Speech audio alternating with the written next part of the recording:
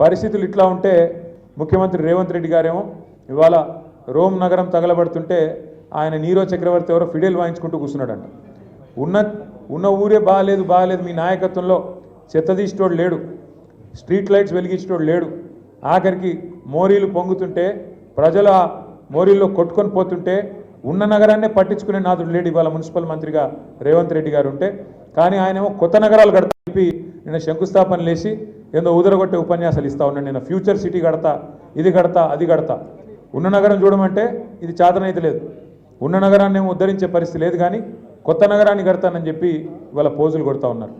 నేను మీ అందరినీ ఆలోచించమని కోరేది ఒకటే, అది ఏ ఎన్నికైనా కావచ్చు, గల్లీ ఎన్నిక కావచ్చు, ఢిల్లీ ఎన్నిక కావచ్చు, మధ్యలో రేపు మనకు వచ్చే జూబ్లీహిల్స్ ఉప ఎన్నిక కావచ్చు. వాస్తవాలుగానే ఉంటాయి.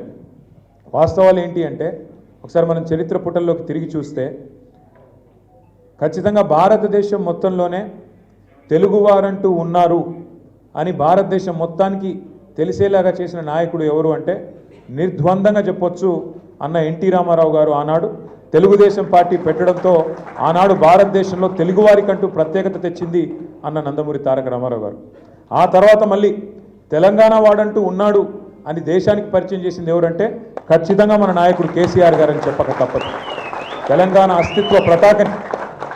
అస్తిత్వ పతాకాన్ని హిమాలయాల స్థాయిలో ఎగరేసి ఒక ప్రజా పోరాటాన్ని నిర్మించి 14 సంవత్సరాల పాటు అప్రతిహతంగా పోరాటం చేసి రాష్ట్రాన్ని సాధించడమే కాదు, సాధించిన ఆ రాష్ట్రాన్ని అభివృద్ధిలో 10 ఏళ్ల తన పాలనలో అగ్రభాగాన పెట్టింది కేసీఆర్ గారు. మీ అందరికీ తెలుసు, మరి ఎన్నికలు ఎప్పుడొచ్చినా ఏ రకంగా వచ్చినా ఎదుర్కోవడానికి పార్టీ ఎప్పుడు సిద్ధంగానే ఉంటుంది.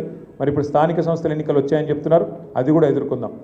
ప్రజల మతిమరుపు మీద కాంగ్రెస్ పార్టీకి అపారమైన విశ్వాసం ఉంది.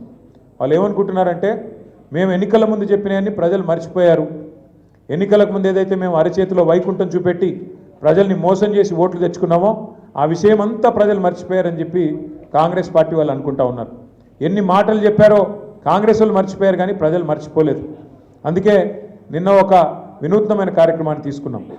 ఎన్నికలకు ముందు కాంగ్రెస్ పార్టీ ఇది మా గ్యారంటీ అంటూ గ్యారంటీ కార్డుల పేరిట ఏదైతే గారడీ చేసిందో, పెద్ద మనుషులకి 4,000 పెన్షన్ ఇస్తామని, మహిళలకి 2,500 ఇస్తామని, రైతులకు 10,000 కాదు 15,000 రైతు బంధు ఇస్తామని, కేవలం అసలుదారులకే కాదు కౌలు రైతులకు కూడా 15,000 ఇస్తామని, రైతు కూలీలకు 12,000 ఇస్తామని, ఆటో అన్నలకు 12,000 ఇస్తామని, ఇట్లా నోటికి ఎంత వస్తే అంత 2 లక్షల ఉద్యోగాలను యువతకి, నిరుద్యోగ భృతి 4,000 ఏదైతే చెప్తూ పోయినారో వాటన్నిటి విషయంలో మళ్ళీ ప్రజలకి ఒక్కసారి తిరిగి గుర్తు చేయడానికి